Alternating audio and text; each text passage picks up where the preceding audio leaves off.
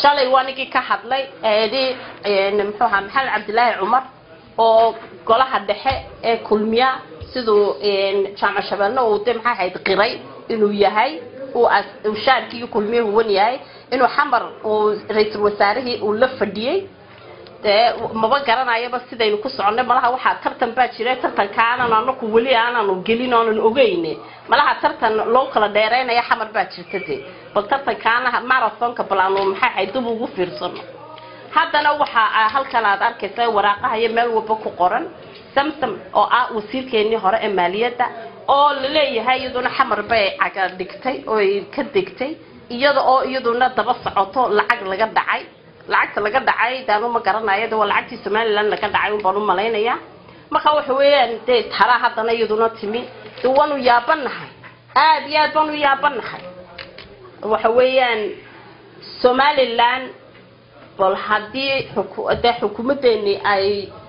wax kala ay maxay hayde ay u bedeleen qarankii Soomaaliland aanu ma garanayo maxay haydeen horta qofka shakhsiga ah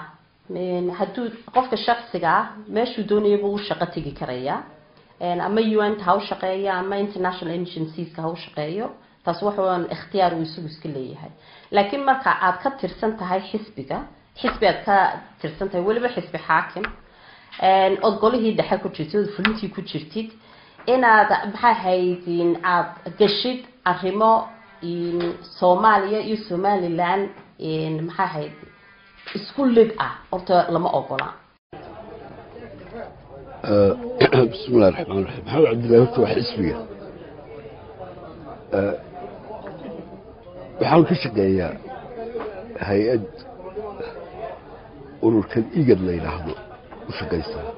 ay u shaqeeyaa contract buu kula jiraa waxa weeye shaqadiisu waa xalinta khilaafaadka marka maha Soomaaliya oo qura meel kasta oo khilaafad ka jiro uu tagaa maalintii uu tagay laga Puntland ay ciidankeedu ka qabsadeen aad qaylisay isaga inoo kala dib qaadiyay oo xidhiidhiyay marka waa shaqadiisii weeye oo contract marka labaad soo noqdo ee uu sidoo kale soo noqdo marka waxa la tagay lagu eeday laakiin maanta waa shaqadiisii ومشروع حلت خلافاتك إيجاد وكشقيه والتيك راح حبل يبقى كسر خلافات كتير. إن جامع شرعي قام بعض. بس أنا جيد دوينها بين ناشر سيدا أي سوق ضنا السوق إنه مسؤول كترسن حسب كترد السومالان هيا إسلام مركزنا وكل بيشوا أريما كترسن إن حالة السياسة ده الصومالي بل شرحنا جثانية بالشدة. هرتخل بقى فهمتني سحر بها كمل لها سياسة حبل لكم شقلها وحب الشدة عالم يجد فريمه ذو قاعدة وجية فريمها لو كسر قاعدة معها أرين أما سياسة صومالية وحكام ليا معها وحريجي سيجيب كيسة وحيوح بشدة عالم كأيو أركتها بشدة عالم قاعدة وهلكا جية وكسر قاعدة